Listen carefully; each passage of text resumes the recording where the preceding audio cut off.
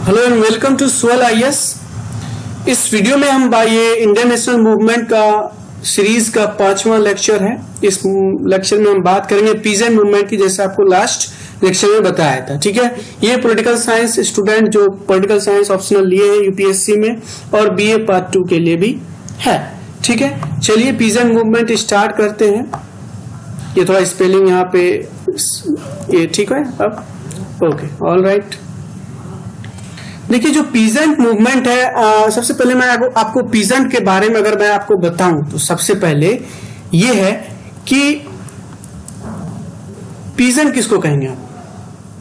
तीन चीजें, एक है लैंडलेस लेबर को, सब्सिस्टेंस फार्मर को और बॉन्डेड लेबर। यह हमारा पीजेंट से यही मतलब है। ठीक है, जो लैंडलेस लेबर है, जो सब्सिस्टेंस फार्मर थोड़ा बहुत कहते हैं, जो बॉन्डेड लेबर्स है। ठीक है, और अगर आप पीजेंट मूवमेंट का हिस्ट्री की बात आप करोगे तो अगर देखोगे तो आप कि 1857 आप कहते हो ना कि this was the first revolt, स्वतंत्रता के लिए सबसे पहला संग्राम था, इंडिपेंडेंस के लिए। इससे पहले भी स्टार्ट हो गया था पीजेंट मूवमेंट, और क्योंकि ये लोकलाइज्ड है तो ये पहले से स्टार्ट हुए हैं। This was not the all India movement. ठीक है, बहुत पहले से भी हुए हैं और काफी लेट तक ये रहे भी हैं। तो this however these movement were localized and spontaneous, मतलब इसके कोई कंक्रीट कहते ना आपको वो नहीं थे। अगर कॉजेज आप देखोगे तो बेसिकली लैंड रिफॉर्म थे बेसिकली, क्योंकि तभी हर एक के पास छोटे छोटे खेत होते थे, टीलर्स वगैरह सब थे, तो ब्रिटिश ने लैंड रिफॉर्म लाना स्टार्ट किया था। ब्रिटिश ने बहुत सारी इकोनॉमिक पॉलिसी जिसमें जमींदारी सिस्टम, परमानेंट सेटलमेंट सब उन्होंने इंट्रोड्यूस किया था। तो जो पीजेंट है उनको फोर्स कर दिया था कि लैंड यूज का जो पैटर्न उसमें चेंजेस ला दिए थे।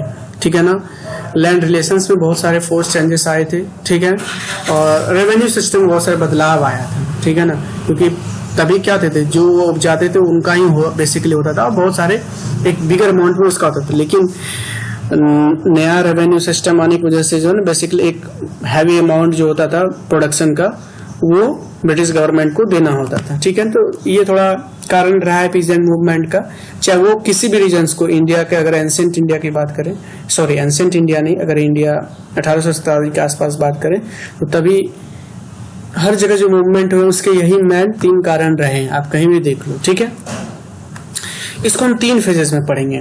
पीजेंट मूवमेंट 1920 के आसपास में, और फिर 1930 के आसपास में, और 1940 के आसपास में। तो सबसे पहले हम 1920 के बारे में पढ़ते हैं।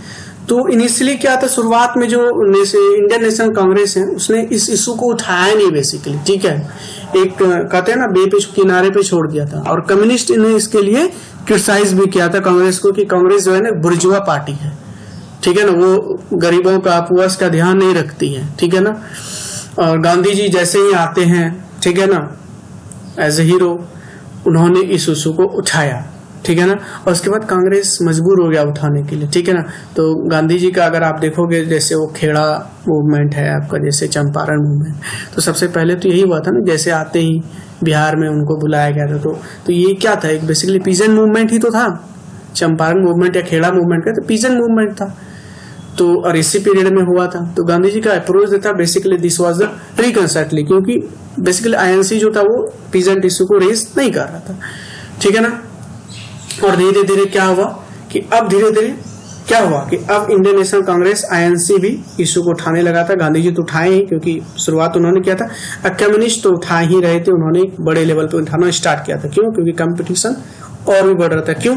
क्योंकि बेसिकली कम्युनिस्ट के सपोर्टर्स तो पुअर्स थे, पीजेंट वगैरह सब थे, और अगर गांधी जी जो एसोसिएट है इंडियन नेशनल कांग्रेस से, अगर वो उनके लिए कुछ वेलफेयर मेजर ले रहे हैं तो सपोर्टर तो डाइवर्ट होंगे। तो आपको क्या लगता है, कम्युनिस्ट जो है वो और बड़े लेवल पे ऑर्गेनाइज करेगा पीजेंट को।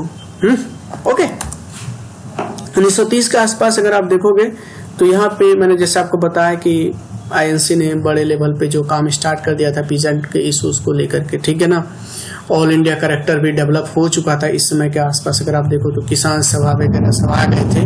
अगर 1936 की बात करूं तो एक एस्टेब्लिशमेंट हुआ था बॉडी का, जिसको बोलते हैं ऑल इंडिया किसान सभा, अंडर द लीडरशिप ऑफ स्वामी शाहजानंद। ठीक है ना, तो जो पीजेंट का जो मूवमेंट रहा है, चाहे वो 20वीं सदी के आसपास हो, सॉरी 1920 के आसपास हो, या 1930 के आसपास हो, या 1940 के आसपास हो, ठीक है, तो मैन डिमांड तो कुछ रहा होगा ना भाई, है कि नहीं।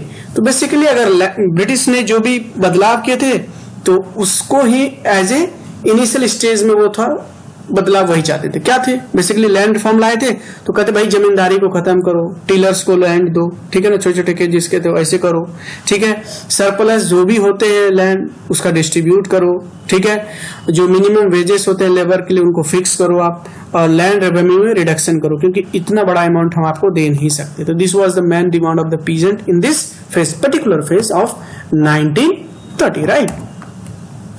1930 के आसपास क्या होता है कि पीसेंट मूवमेंट ने एक ऑटोनोमस कैरेक्टर डेवलप कर लिया था, ठीक है, क्योंकि इश्यूज जो कम्युनिस्ट भी उठा रहे थे, आईएनसी भी उठा रहे थे, तो गांधी जी फॉरमोस्ट तो उठा ही रहे थे। तो पार्टिसिपेशन कहीं ना कहीं नेशनल मूवमेंट में ह्यूज रहा है पीजेंट का, ठीक है ना। लेकिन अगर आप कहोगे तो एक कोई कंक्रीट सक्सेस नहीं रहा है पीजेंट मूवमेंट का, अगर आप देखोगे तो right from since 17th century के आसपास से, ठीक है, 70 तो नहीं कहूंगा, 18th सेंचुरी के आसपास से कहूंगा, ठीक है। तो लैंड रिफॉर्म एक अभी भी अगर आप देखो तो फ्री इंडिया में एक अनफिनिश्ड एजेंडा रहा है, ठीक है ना।